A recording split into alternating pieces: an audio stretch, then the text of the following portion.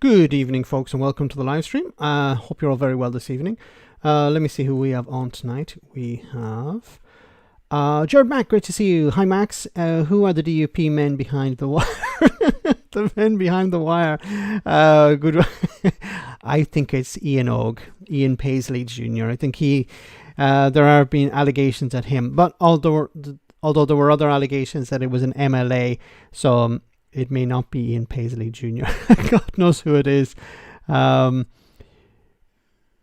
doubt, if we see somebody getting kicked out of the party, we'll know who it is. Frecklepunny, great to see you on the stream. Chatty Rat, hope you're well. We have Stefan here. John O'Sullivan, great to see you. Enzo the God is here, great to see you, Enzo.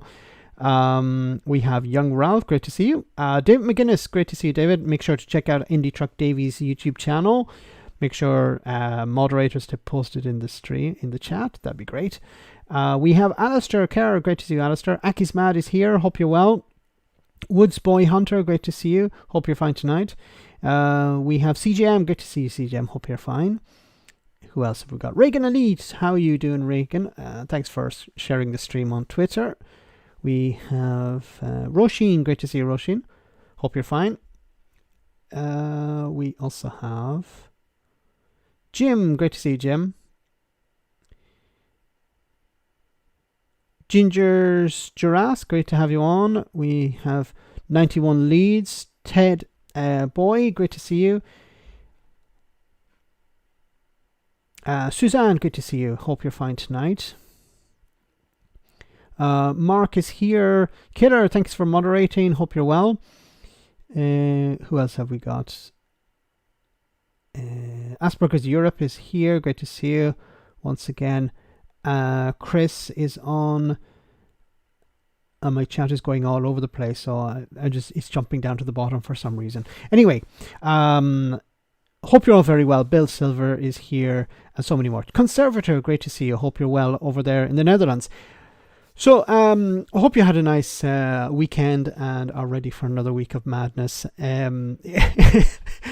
I remember that meme. Was it from Tintin? It's like, oh my God, what a week. It's like, no, it's just Tuesday. What a week. We have the DUP is seemingly getting back into the administration in Northern Ireland, the executive. The administration will back the government of Northern Ireland, in a sense, will be back up and running, it seems, maybe by the weekend. So not immediate, but maybe by the weekend. So that'd be great. There'd be a bit of spring cleaning at Stormont, I imagine. So, but it's not all without a few bumps in the road. So it says here, Donaldson says Green Lane system for goods going from GB to Northern Ireland will go. Are you really getting rid of all checks on goods going from Britain to Northern Ireland? Donaldson says yes. On checks on goods moving from Great Britain to Northern Ireland and staying in the UK, there will be no longer be checks unless there's a suspicion of criminality.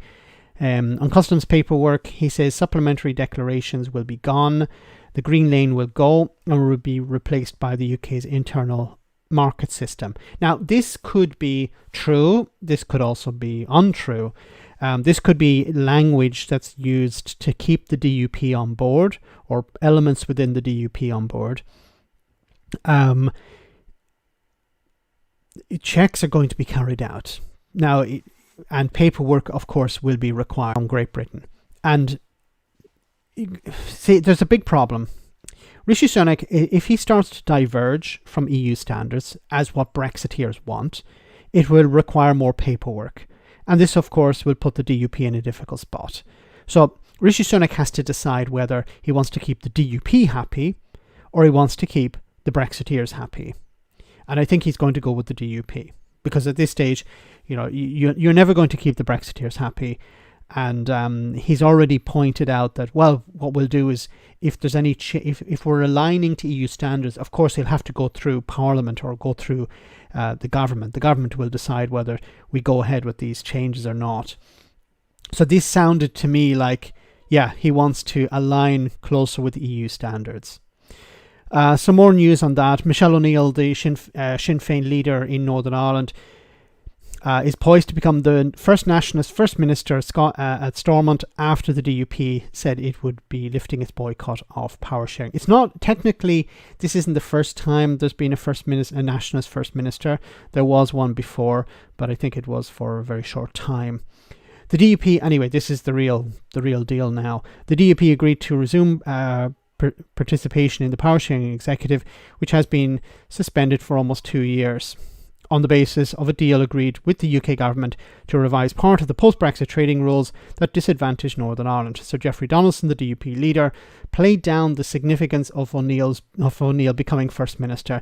And see, once again, there was an opportunity for him to say, look, I welcome Michelle O'Neill as the first Sinn Féin First Minister, first nationalist minister. This is, a historic moment in Northern Ireland. But, of course, if he were to say that, it would upset loyalists and the hardliners in his party. So, of course, he didn't really mention it. It is pretty historic, but, of course, he can't talk too much about it. Details of the deal have not been published, it goes on to say. And it's possible that their release tomorrow will lead to claims that Donaldson has oversold what has been achieved. But with Sinn Féin and other parties welcoming the prospect of Stormont being revised, Dublin and Brussels apparently relaxed about the Windsor framework being altered, and no significant figures from the DUP speaking out against the deal, the Northern Ireland executive does seem on course to return within days. So hopefully this will be true. Hopefully this will be the case, that maybe Donaldson has bluffed members of his party. Once the wheels start moving, it will be difficult for rebels to pull the brake, I think. So even if Donaldson doesn't get what the DUP would have wanted, with the wheels already in motion, I think it's going to be difficult for any rebels to, as I said, pull the brake. So it's looking likely that Northern Ireland will finally have an executive after almost 2 years. And of course, this is important for the people of Northern Ireland, because there are there's a healthcare system that needs its money. There's aspects of the administration that need seeing to, strikes that need a minister to deal with, and all of this has been the Secretary of State, who doesn't really have the clout and really doesn't have the scope or the interest really in dealing with internal problems in Northern Ireland. So the stories unrelated to this is the International Monetary Fund has issued a strong warning to Jeremy Hunt against cutting taxes in his budget in March, stressing the need to boost key areas of public spending instead. Yeah, so this was a bit embarrassing for Jeremy Hunt today. I have a video about it tomorrow. He wants to cut taxes. He wants to sell something to the public. He wants to give voters a bit of a sweetener. Look, we've cut taxes, yay! Even though tax cuts mean cuts to public services, but the Tories don't sell it like that. So what needs to be happening is tax increases, but not on the poorest in society, but on the richest in society. But we're not going to see that. But also that the IMF intervened in this way is quite surprising. The UK COVID inquiry is struggling to understand how Nicola Sturgeon took key decisions during the pandemic because her Gold Command meetings were not minuted, the inquiry has heard. I'm not sure what's happening there.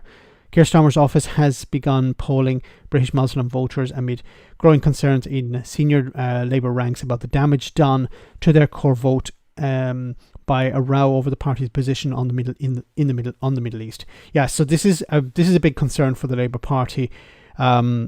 The potential for many Muslim voters to either stay at home at the next general election, or worse, vote for maybe the Green Party or for other parties, and this would be damaging.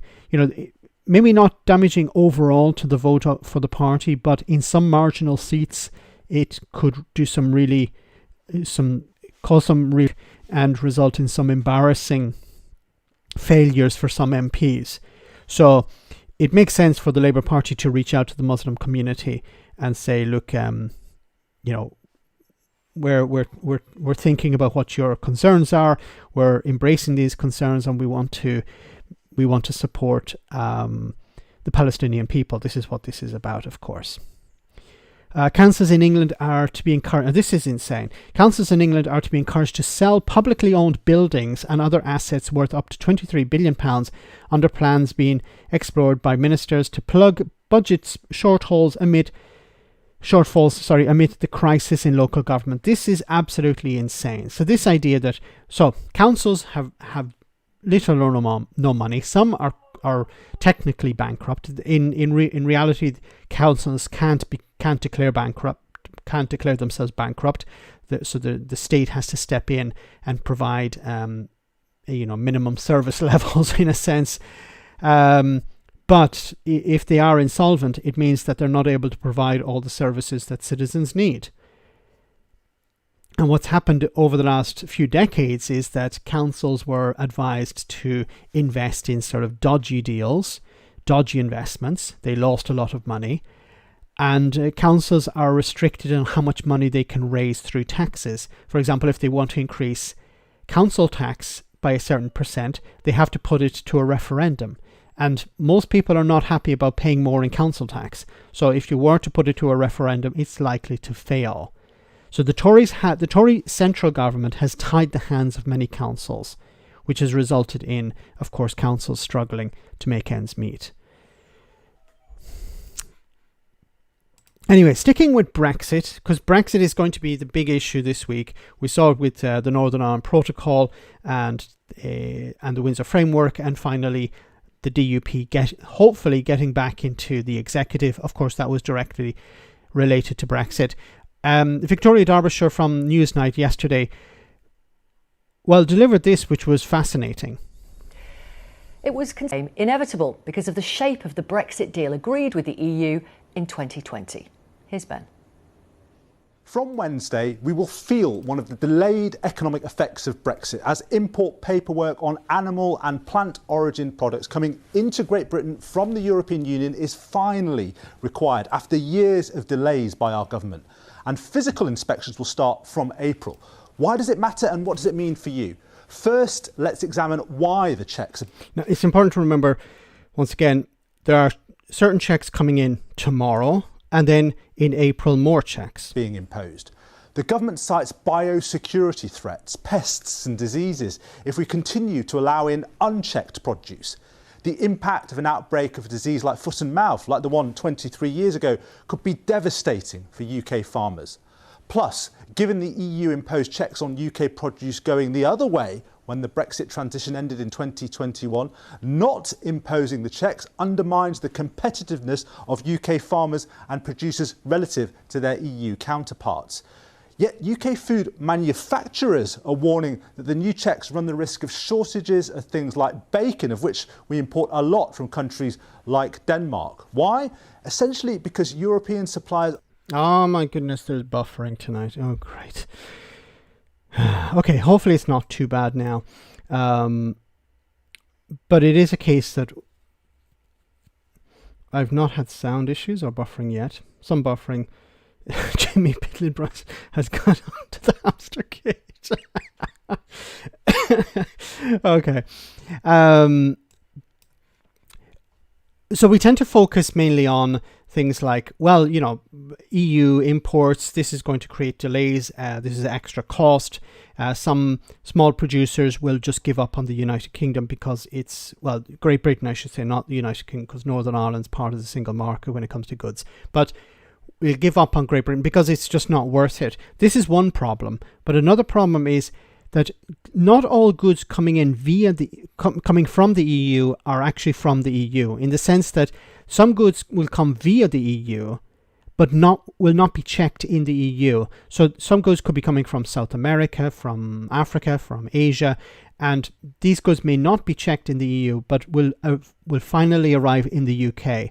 And this is a big problem, because if you're not checking them, if you're relying on the EU to carry out these checks and they're not, then you're in serious trouble. But there's the problem that some EU exporters will know that checks have not been carried out in the UK. Hopefully this will change now, but up until this stage, it was a chance that, we have some dodgy stuff that we can't sell in the EU. Sell it into the UK because there are no checks taking place. Aren't ready to deal with this new bureaucracy they will have to navigate to export to Britain. The new system requires vets in the EU to sign off produce bound for the UK. And there's a shortage of vets in the EU. There's a shortage of vets everywhere, it seems. So if there's a shortage of vets, this means that vets will that if you can't get a vet to sign off on a certificate, then you have to wait. And if this is an important consignment, look, I think what we're going to see what happened in the same way from Great Britain to the EU. We're going to see the same repeated from the EU to Great Britain. Small companies will no longer sell into either market. So we've seen it with cheese companies, small beer producers in Great Britain deciding, look, we can't sell, I can't sell a consignment, a small consignment that I have to have a health certificate with. Health certificates cost between 70 and 100 pounds. So if you're selling hundreds of kilos of cheese, for example, that, tons of cheese, 100 pounds doesn't make much difference. But if you're selling a small consignment of like 2 kilos of cheese, 100 pounds makes a big difference. And you'll end up saying, look, we're not going, what's the point? The cheese itself costs 30 quid, but the health certificate costs 70 quid. What's the point? I have to, spend a huge amount of money and get nothing in return. I have to pass that on to the consumer, and they're not going to spend a huge amount of money for that. And that's if the cheese actually arrives, because what if the health certificate has an error on it? And there are concerns about whether there's enough of them. So the worry from our members are, firstly, that there may be a drop-off in particularly small EU exporters. Another problem that we don't hear much about is if there's a smaller quantity of traffic, it will drive up the price. So if you have, a large articulated truck full of goods, then there's a particular price that you're paying. But if that truck is half empty, of course you're going to pay more. Of products from this week because of the additional costs that are hitting those businesses. And that might mean that our members have less product to bring into the UK, so that's a big risk. And they're also, but the main thing for our members, so for hauliers, is the 30th of April and the disruption that may occur at the border when the physical checks of these products come into force. And that new paperwork imposes costs. The government says the charge for every consignment could be between £20 and £43. And bear in mind, there can be multiple consignments on each lorry. The total estimate... Apologies, I had read somewhere something between 70 and 100, but instead we're talking about 20 to 43. The cost of the new regime of checks, when it's fully rolled out, is projected by the government to be around £330 million a year. Now, in the context of annual UK goods imports from the EU of £260 billion, that might seem relatively modest, but make no mistake, given the way our food system works, any increase in costs will push up domestic UK prices of imported food. At this point, it's worth going back to what the former PM Boris Johnson said on the 24th of December 2020 after he signed that last-minute free trade deal with the EU. There will be no palisade of tariffs on January the 1st, and there'll be no non-tariff barriers to trade. So that's a lie. Okay, of course there are. Now, when it comes to tariffs, there are no tariffs in general.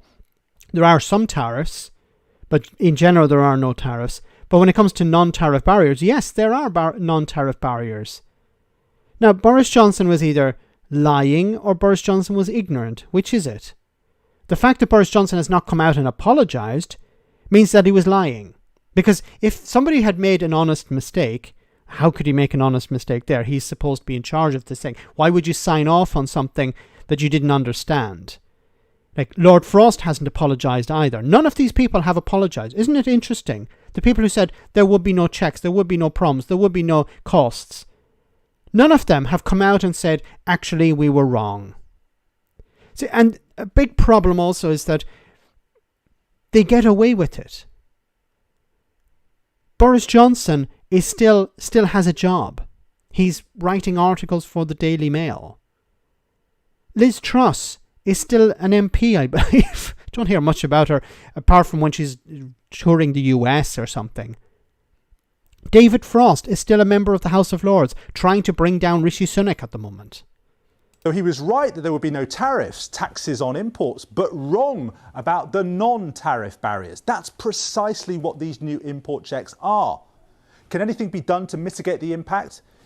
Industry says that there are technical things the government needs to do, such as aligning the list of permitted imports to include something called liquid egg, which sounds obscure, but is very important in UK food processing. They want more administrative support for EU exporters and UK importers. More support means more cost. And more investment in the new UK border inspection posts to prevent bottlenecks. Yet, fundamentally, we have to recognise that there's an inescapable cost involved in putting up barriers with our trading partners, including non-tariff barriers, where they didn't exist before. Finally, we have this honesty from the BBC. Isn't it a pity that we didn't hear things like this back in 2016? Non-tariffs is subject to rules of origin. Sometimes it's cheaper to pay the tariff than prove compliance with the rules of origin. Well said, Shatirat. Yeah, and this is a big issue when it comes to, for example, cars. The rules of origin. Now, I'm not sure what's going to happen over the next. I think they have postponed the rules of origin issue when it comes to car batteries. For another few years. But that was because the EU said, if it was just the UK that had a problem, it wouldn't have been extended. But because the EU also has a problem with it, it is being extended. Here is an importer, a UK importer from Spain, so a Spanish person living in the UK who explained her troubles to James O'Brien. I am an EU citizen, yes, and I have a business that I import Spanish food into the UK. Right. And the answer to your question regarding the politicians is they are liars, incompetent, and they don't have a clue. So that's a combination of everything. Pre-Brexit, we used to import. Everything was easy. We could get the goods here within a week from the moment we place the order to the moment they arrive here. Yeah. They will leave Spain on a Friday. They will arrive to my premises on a Monday. What sort of stuff do you import, Encina? All the good things from Spain. We import a charcuterie, quite premium charcuterie. You know, the best chorizo money can buy, cured beef, Iberico, olive oil. We import as well tin fish like anchovies, needlefish, tuna, that sort of things. Yes. We import. And is gradually, since the Brexit got implemented, it has been harder and harder and harder to get things in. Not last Christmas, the Christmas before, implementing new parts of the Brexit agreement for the fish, for the tin fish, which is got no danger whatsoever. And the amount of paperwork that we need for that is unbelievable. Unbelievable. And you cannot finish the paperwork. That's what is happening this week. But Boris Johnson said there wouldn't be any paperwork. Well, what actually really makes me angry was it will be no paperwork, free trade deal agreement. Yeah. It will cost you a maximum of £100 per invoice. That is a lie, because our invoices from the UK, they keep increasing. We don't pay. We started to pay something like £36. Now we get into 70, and for the fish we pay well over 100. And you have to pass some of that on to your customer. You have to pass some of that on to the customer. Otherwise, you don't remain in business. Max, do you believe we will ever rejoin? Look, so this is a question that always comes up. Will the UK rejoin? I don't know if the UK will, but Great Britain might. What I mean by that is it's possible that Ireland will be united, Scotland will be independent, and what's left, as our good friend Graham Hughes has described as Wangland, England and Wales may rejoin. So there are a number of issues with that, of course, but I think the UK joined back in the 1970s after a 1960s off. economic decline, the sick man of Europe decided, look, we have to be part of the European community, the European common market. The European community at the time. Economic community. So there's this economic community on our doorstep. We need to be part of that if we want to grow our economy. And people decided, yeah, it was a good idea to be part of Europe. I think the same thing is going to happen again. The problem is not so much the public, the problem is the politicians. So until there's consensus in the two political parties, because at the moment the Conservatives are saying Brexit is a success, or somewhat, and the Labour Party don't want to talk about Brexit. Members of the Labour Party, members of the Labour Party are very happy to talk about Brexit and talk about how it's a disaster, but the bigwigs don't want to mention it. Now, I don't know if this is because of the election, and maybe after the general election, Keir Starmer will come out and say Brexit was an absolute disaster that we have to undo because he has his majority and he's in power. But I think it's getting to the stage where, the vast majority of people in Britain understand it was a mistake to leave. There is no benefit to being outside the single market. There's no benefit to being outside the EU. Now, it's important for people to remember, and, we clash a bit, those of us on this side, over how the UK can rejoin, because some people believe that the UK can rejoin, or Great Britain. I keep saying UK and not Great Britain because Northern Ireland's a special case. But if we talk about Great Britain, England, Scotland and Wales, that it can rejoin the single market. Now, I've said before there's a problem with that. There are two ways. There's either through EFTA, but EFTA have said, members of EFTA don't want the UK to be a part of EFTA because they have a special arrangement with the European Union. And I also think EFTA is a group of small countries with small economies. And if the UK, a massive economy, joined EFTA, it would be very top heavy. So you would have one huge member with huge influence, and all the other members would lose influence and lose power. So there's a reason why there's small countries in EFTA. So some people have disagreed with me, saying that the UK would be welcomed. I don't see that happening. The other way is through EU membership. So I keep saying this, and it makes sense, because what is the point of being in the single market as a large economy like the UK and not being at the decision taking table?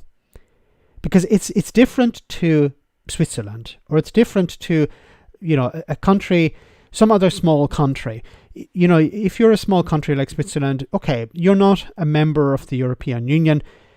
You have access to the single market, but you have a special arrangement with the EU, but you don't want to be making the decisions because it doesn't really make any difference to your economy. But the UK, a massive economy, they would want to be at the decision-taking meetings. They don't want to be sitting on the outside. So it makes more sense, I think, politically and economically, for the UK to rejoin the European Union and then be part of the single market, not the other way around. Not to be part of the single market and sit on the outside, because you'd be a rule taker. And I think some people like the idea, well, it's a step before EU membership, it's more politically sellable. I don't believe that, because you'd be selling the idea of we'll have to follow these rules, because the UK is following the rules at the moment. If you want to sell into the single market, you have to follow single market rules. Wouldn't it be better if you're at the table making the decisions too? But, we have our disagreements over that.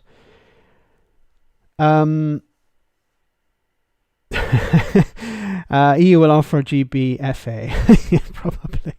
So guys, let's take a short comedy moment and be back in just a jiffy with some more serious stuff. Colin from Portsmouth is on the line. Hello, Colin. We're living in very dangerous times, Anthony. It's chilling. It's terrifying. Right.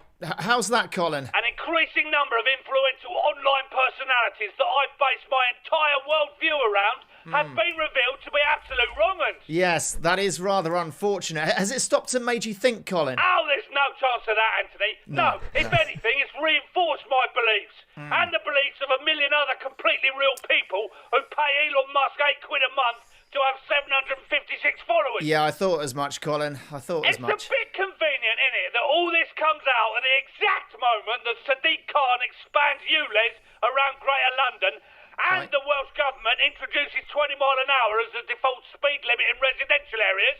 It's convenient, isn't it? Oh, we've all stopped talking about them now. What a coincidence. Colin. There's shadowy games being played here, I'm telling you. Some of the people you talk about being exposed as wrong-uns aren't even from the UK. And that's They've never been to globalism this in a country. nutshell. Wake up, for goodness sake. Yeah, Thank God these heroes still have their huge platforms hosted by billion-dollar tech companies so that they can keep fighting against the mainstream media. Remember the poem. First they came for the communists and I said nothing because I thought it was a great idea because I hate communists. And then they came for people who were historically a bit dodgy. And I can't remember the point of the poem, but you get the gist. And that's how powerful that poem is. It is. Anyway, mate, thanks for having me on. Love to the family. Love to the family, Colin. Love to the family. If Channel 4 had been privatised, this would never have happened. What would have never happened? I love that channel. Okay, moving on. Of course it's fair. Minister defends controversial policy of prioritising social homes for those with UK connection. So the Tories are going a bit UKIP, or maybe even National Front, by saying British homes for British people. What they're talking about, of course, is social housing. But 90% of social housing goes to British people. So it's not a case of asylum seekers coming in. You know, it wasn't an MP. Could have been an MP, but it wasn't an MP. I think it was some guy at Question Time who said that he saw people getting off boats and going straight to the benefits office. Do you remember that? Oh, I have to find that clip once again. That was epic. They get off the boats and then they go straight to the the welfare office, and they get everything. Of course, they get a house, they get a car, they get a mobile phone, they get a cleaner, they get holidays, they get everything. They just put up their hands and say, "I need," and they get that. Well, that's what the Daily Mail and the Daily Express and the Sun seem to think anyway. So it says the government has defended plans to prioritise social housing for British citizens and those with close connections to the UK as fair, despite charities criticising it as divisive. Housing Minister Lee Rowley said social housing was a finite resource and the government wanted to make sure that we use it in a way which works. So what you have here is basically the Tories have not produced enough social housing over the last, 14 years. We could go back to the 1980s as well, but they haven't produced enough social housing, and this means that there's a shortage of housing. Means house prices go up. People are not able to get on the property ladder. Mortgage rates have gone up because of Liz Truss, and there's a squeeze. Young people can't put enough money aside to get a mortgage. Even if they do put enough money aside, by the time they go to get a mortgage, well, they don't have enough money anymore. People are stuck in rising rents, so they're not able to put money aside. They're not able to save anything. People are struggling even just to pay the rent. So there's a crisis. And of course, instead of dealing with that crisis, well, best to blame somebody who has no power. Blame asylum seekers, or blame immigrants, or blame foreigners, people who have no influence, no power, and can't speak up for themselves. Instead of saying, actually, it's our fault because we haven't produced enough social housing. Now, a Tory minister allegedly claimed that there were 800,000 houses produced, and it was corrected with, actually, you produced something like 150,000 houses last year. So 150,000 houses were built. There should be about 400,000 houses built every year. So there's a massive backlog of people trying to get into social housing. David McGuinness, thanks so much for that super chat. Social housing is finite. Should bloody build some. Yes, if it's finite, build some more. Now, of course, the Tories are stuck in a bit of a fix because they don't want to build too much social housing, because if they do, then this is going to drive down the price of housing in general, and people who generally vote Tory, middle class, retired people, they'll be like, hey, we don't want them in our area. Build your social housing, but not in our area, because it brings down the value of our homes. And if it brings down the value of our homes, then we're not going to be too happy about that, and we're going to vote for somebody else. We're going to vote for the Liberal Democrats. So the Tories, if they want to hold on to power, they need to keep these people happy. But in order to keep these people happy, you don't build any new homes. So there's a sort of catch-22 there. They need to build homes. But I think even this demographic, this group of people who used to continually vote Tory, even these people are looking at their grandchildren, for example, who can't get on the property ladder. Their grandchildren who are doing, maybe earning a lot of money, working and earning a lot of money, but they're still stuck in rented accommodation because they can't afford to buy a house. So even this demographic is going, wait a minute, maybe we need to do something about this. I'm okay, Jack. Like I'm in a situation where I'm okay, but my grandchildren or my children are struggling, and we need to change. We need to do something. So, let's not beat on boomers. Sorry, I almost went off. Let's not beat on boomers here. Boomers are our friends, but the idea that the baby boomers had it good and they're not interested in helping the younger generation. This I don't want to look at the chat now. This generation, while they had it good, a lot of them realize, the situation has changed now, and it's very difficult for young people, to even to have a stable job. Like to have a job that pays you a decent wage, and you know that you're going to have this job in 6 months' time or a year's time or 5 years' time. A job for life. I remember growing up as a kid, my dad used to say, "Oh, get a job in the bank. It's a job for life." How many of these jobs for lives no longer exist, or how many banks have we seen close down because of technology? Or just saving money. That's what they do. But the Tories are trying to create a wedge. They're trying to say, see, the problem is immigration. We need to produce British homes for British people, and then we won't have this problem. But of course, it's just scapegoating. Anyway, back to the super chats. Thanks so much, Brad, as well. Tories putting the UK first while appointing a Russian to the House of Lords and selling British steel to the Chinese. Yes. They care about Britain in their own particular way. Maybe somebody British has made some money along the way there. Think about it that way. Generation X did okay too. Yeah, I think it's the Generation Z is the one that don't mention boners. Max is trying not to say it. Thank you so much, Killer. Gig economy, no social housing, awesome. And this is the problem. You have the gig economy where people don't earn enough money to save, but also to plan for the future. You don't know how much you're going to earn this week or next year. And if you go into the bank and say, well, I work, I drive an Uber or I do deliveries, they're not going to give you a mortgage. Now, there has been talk of perhaps 1% mortgages. So in the sense that you would put down 1% of the value of the property, and the bank would give you 99% of the mortgage.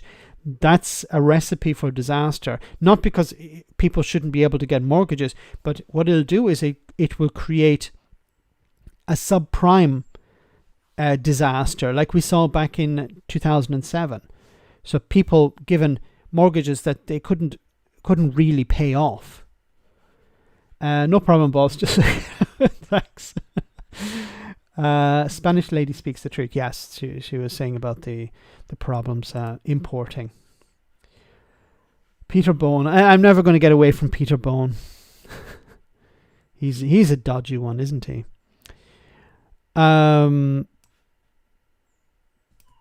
Let me move on here.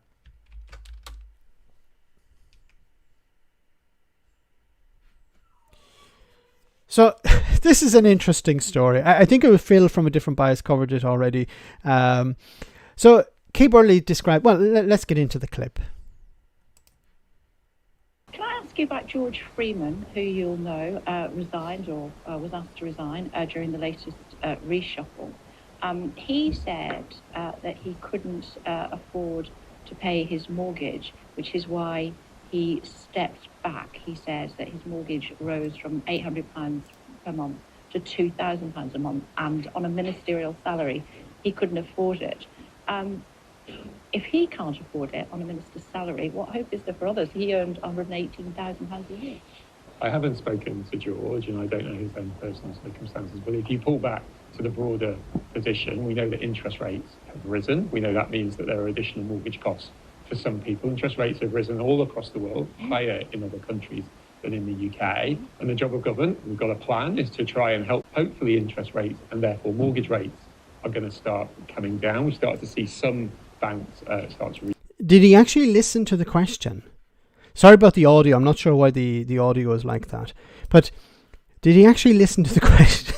So you have this Tory MP whose mortgage rose from £800 to £2,000 a month. He couldn't afford it on a ministerial salary.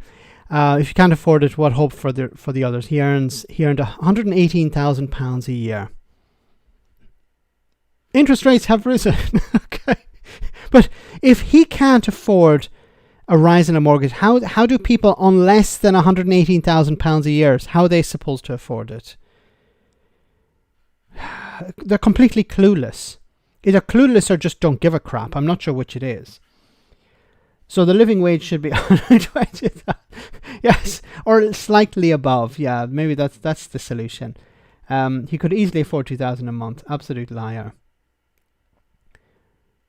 It was probably, I'm going to lose my seat at the next election. I'm going to stand down because I can't afford my mortgage. That's probably not the best excuse. You know, say something like, I want to spend time with my family. That's usually one. I've been working my fingers to the bone, and now it's time to stand down and spend time with my family, or spend time with doing my hobbies.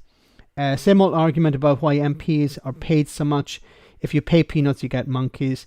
No, you get expensive monkeys. Freeman needs to cancel Netflix. Well said, Brad. Yeah, he just needs to cut back on the old avocado toast. Netflix. What else? What else can we suggest? What else do Tories normally suggest people to cut back? Cigarettes. Stop smoking. Cut back on booze as well. He's probably spending too much on Carlsberg or something. Carling, isn't that what the Tories believe people drink? Does he have as many kids as Spaffer? He couldn't survive on a salary either. Yeah, I remember Boris Johnson couldn't. Boris Johnson, if you think about poor Boris Johnson, 25 children or whatever he has, can you think what it's like at Christmas time? At Easter, how many Easter eggs does Boris Johnson have to buy? And you can't put all of those on parliamentary expenses. And now that he's not an MP, think for a moment about poor Boris Johnson. He was on 150,000 a year, and as an MP, as Prime Minister. But there was also the other things like book royalties, and he did a bit of public speaking, and he wrote articles for newspapers, I think. So there was some money on the side, of course, but it wasn't sufficient, of course, to keep him going.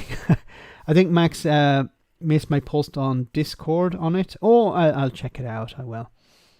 Buy new kettle to save on bills. Boris Johnson, yes.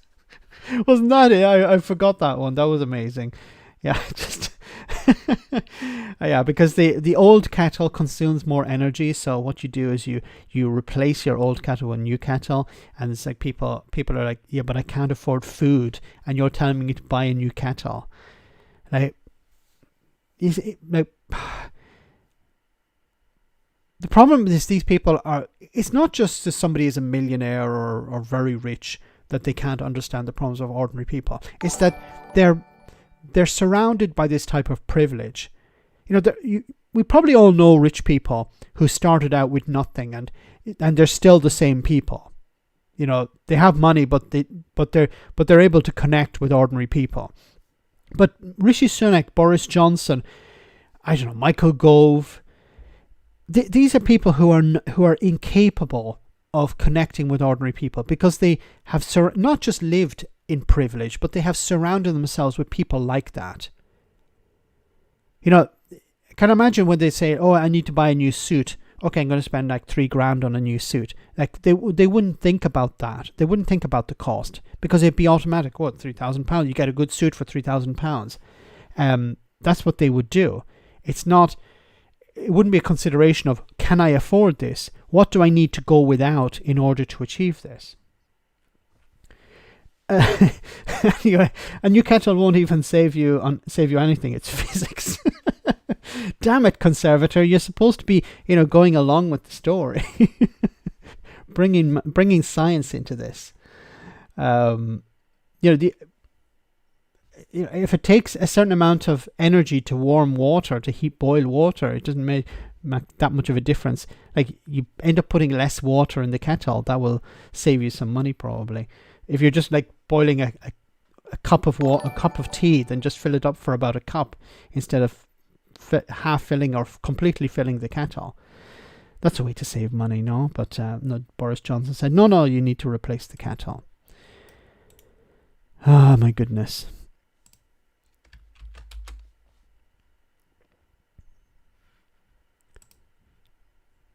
Autumn election. When's it happening? What's going on? So Rishi Sunak was invited on to, I think it's Good Morning Britain or something like that. And he was asked about the general election and will the Tories win it? Autumn election. When's it happening? What's going on? Are you going to win it? No, so I think I've said what...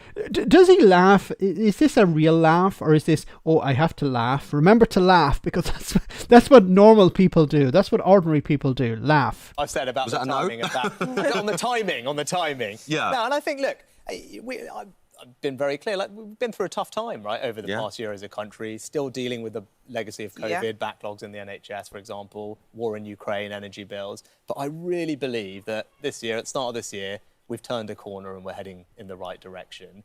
And the plan we've put in place is working. And you can see that most obviously with the economy. That's the foundation of, everyone watching wants financial security. And inflation was 11% when I got this job. It's more than halved to 4%. So when are our viewers going to be heading to the polling?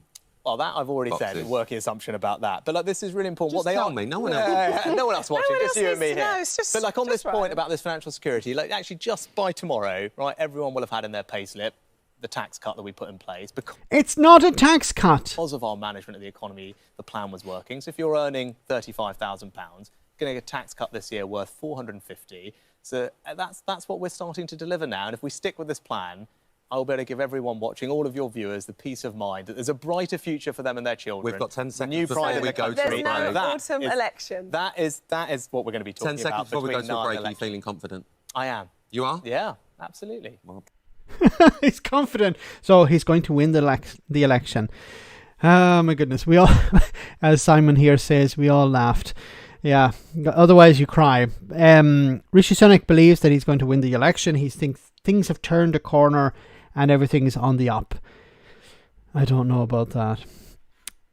It is quite a strange situation, because I don't know whether he believes it. He's surrounded himself with people who convince him that he will succeed, or he's actually just lying to him, like he's lying to the public. He's not lying to himself, but he's lying to the public because he thinks, okay, I need to convince the public that I can win.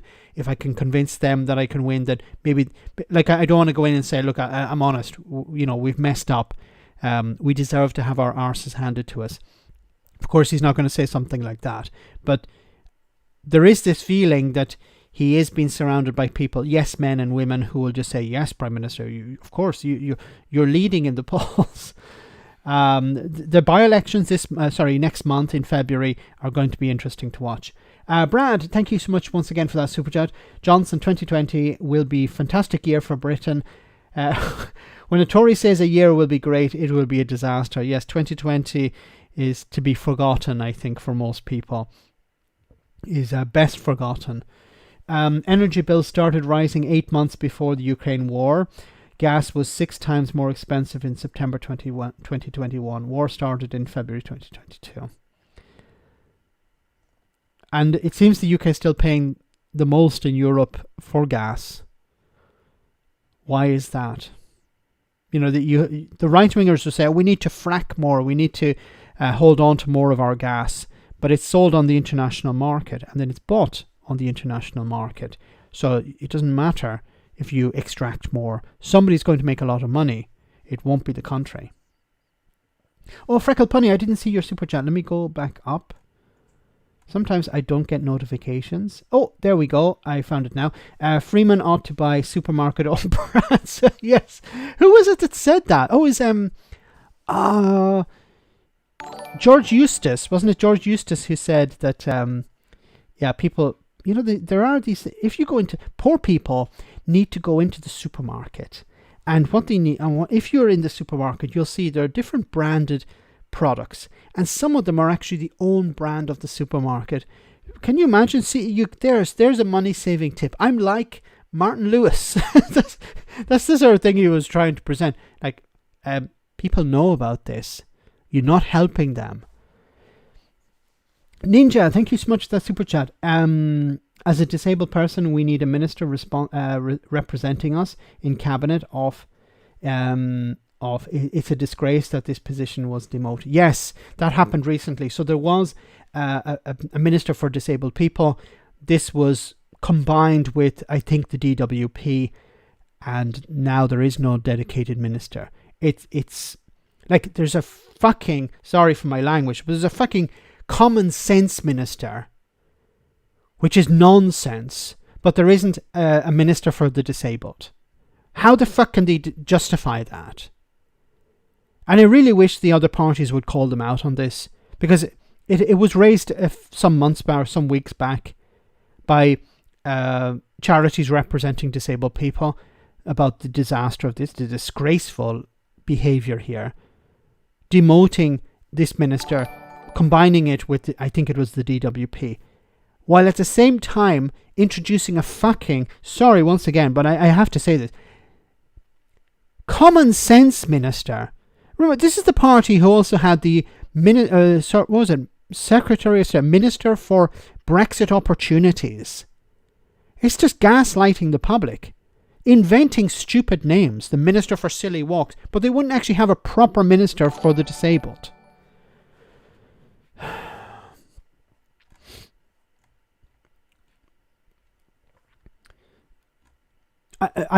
What I hope people are doing, and I hope charities are doing that represent the disabled, are putting pressure on the Labour Party to make sure that they have a minister. Because I think we can, at this stage, forget about the Tories. They're not going to change. We have to hope that the next Labour government, excuse me, I'm all blocked up today.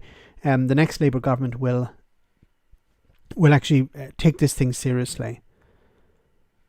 Like, running a country will take that seriously. Freddie, thank you so much for the super chat. My clothes were my cousin's old ones. I remember getting hand-me-downs. My parents would be like, okay, you're going to wear that. But that's my brother's. Yeah, he doesn't need it anymore. It's now yours. I think a lot of these things are coming back. Max is having a wee sweary. Sorry about that. Max is having a day rant. No, just some of these things really upset me, and it's, the point of government is to look after its citizens, and especially the most vulnerable. And the Tories couldn't be bothered to have a minister for the disabled. Instead, they'd have a stupid minister for common sense, a Brexit opportunities minister, taking the piss. When it comes to dairy products such as milk, cheese and butter, the own brand is the same as the premium brand. Yeah, sometimes the packaging is very similar as well. Max, make a tea with thyme. Works great. So guys, we're almost at the end of the stream. I want to say thank you so much to everyone who came on. Thanks to everyone who sent a super chat. Greatly appreciate it. And sorry, I almost missed one. I did miss one, but I got back to it. Thanks for the moderators for doing a wonderful job, and thanks to everyone who came on and smashed the like button. Before we finish, of course, we have our one for the road, and I'll see you on Friday, same bad time, same bad channel, but enjoy this before we go. This is an appeal on behalf of British MPs. Loyal, dependable, and above all, trustworthy. Our MPs are the very best of us, but some are in real need. Unable to survive on a standard MP salary of just £81,932, many have had to take on second jobs to make ends meet. This is David. He has no choice but to do a grueling half an hour a week for JCB, for which David is paid the paltry sum of £60,000 a year. She just wants to earn enough as an MP, but Fiona is also forced to work a second job as a consultant, sometimes earning just £11,487 an hour to top up her salary. And this is Andrew. This poor soul has taken on no fewer than 9 part-time jobs to scrape together the extra £158,548 a year he needs to feed his family. Sadly, his children won't get free school meals this Christmas because of circumstances beyond his control. And because of unfair means testing, none of these MPs qualify for universal credit. A £3,000 pay rise may go some way to easing the burden, but that may not happen. This can't go on, but you can help. Donate as little as £100,000 today, and you'll receive this fountain pen and a multi-million-pound PPE contract as a welcome gift. On behalf of David, Fiona, Andrew, and MPs like them, thank you. Wonderful. Oh my goodness. How did they manage? And poor Andrew there. 8 jobs. Can you imagine? 8 jobs, 8 part-time jobs just to make ends meet. How does he do it? So guys, once again, thanks to everyone who came on. Thanks for the super chats. Thanks to everyone who sent a super chat. And thanks to the moderators for doing a wonderful job. Have a great week. I'll see you on Friday. Same bad time, same bad channel. And as always, stay safe. Take care. Good night.